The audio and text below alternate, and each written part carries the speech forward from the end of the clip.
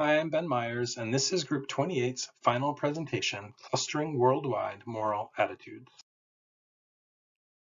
Our goal was to apply the clustering techniques we learned this semester to the World Values Survey Wave 7, which is a large dataset of survey results from 64 countries taken from 2017 through 2022.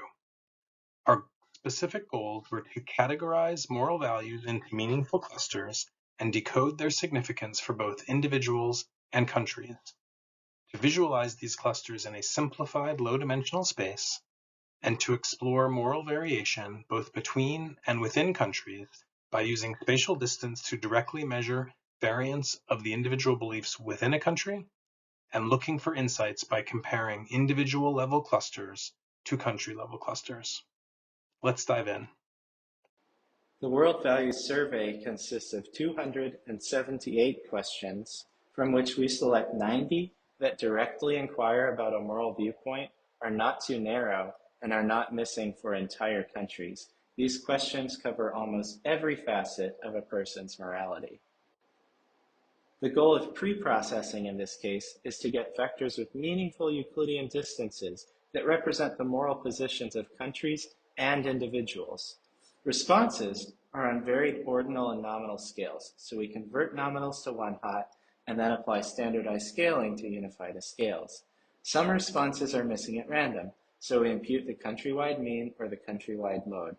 For our individual clustering dataset, we want equal representation of countries so that some viewpoints are not overrepresented. For this, we use undersampling. In our country dataset, the units are countries, so we take the mean response for each of the 64 countries. So we first started with clustering at the individual level without any aggregation and PCA, and chose k-means as dbScan was computationally infeasible at that level. While silhouette scores indicated opting for a smaller cluster size and gap statistics suggested a much higher cluster size, we opted to focus on cluster sizes between 5 and 10 because it would create a good balance between need for diversity that is somewhat guided by the diagnostic plots here. So we finally decided on 6. Also note the silhouette scores are poor even for the optimal suggestions. Each of the final 6 clusters that we generated contain top 5 countries which have the highest individual representations.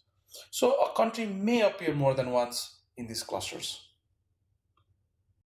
We are also interested in exploring variances between countries and to understand if countries can be thought of as individual units rather than keeping moral attitudes at the respondent level. Country-level clusters would allow us to explore similarities or differences between the moral attitudes of individuals and those of the country in which they reside. For this task, we leverage our country-level dataset of 1 observation per country. We used the elbow plot method and calculated the silhouette score of different number of clusters to determine the optimal number of country clusters. Both of these methods point to a similar conclusion. Less than 6 clusters is the optimal K to divide a population of 64 countries. We therefore selected 6 as the final number of country clusters, which resulted in a silhouette score of 0.14. Looking at the individual country scores, we find that with the exception of a few countries in cluster 5, countries have a positive score, which indicates that the countries are well clustered and closer to the countries within the same cluster than to a country in a different cluster. Okay, let's talk about insights. What did we do? We got each cluster and did a very small definition based on the most representative questions from each of them. For example, here we have like cluster 0, and it represents very traditional values like value to religion, man over women society, and duty to family, mostly Muslim countries. You can see them right here on the left. Cluster 1 on the other side represents liberal values like pro-choice, feminism, and no duty, mostly represented by Western developed countries right here on the right. As you can see, the USA is right there. We also have cluster 5, which is the less clear of them all because it's the closest to the mean, closest to the mean as well, so it gets a little bit of everything. But more than just taking a look at the countries, we were also very interested on the intersections. So we did 2 different cluster analyses, individual 1, country 1, to see if they converge. Let's take a look. For example, here we have like the country 1, and most people are also on the individual 3. What do they represent? Let's take country 1 represents liberal values, and individual 3 also represents liberal values as well. Let's take another example. Country 3, most people are on individual 1. Country 3 represents low trust, respect for authority. Individual 1 represents low trust and pro-life, a little bit of respect for authority as well, so not exactly the same, but pretty close. So we could say the pattern holds.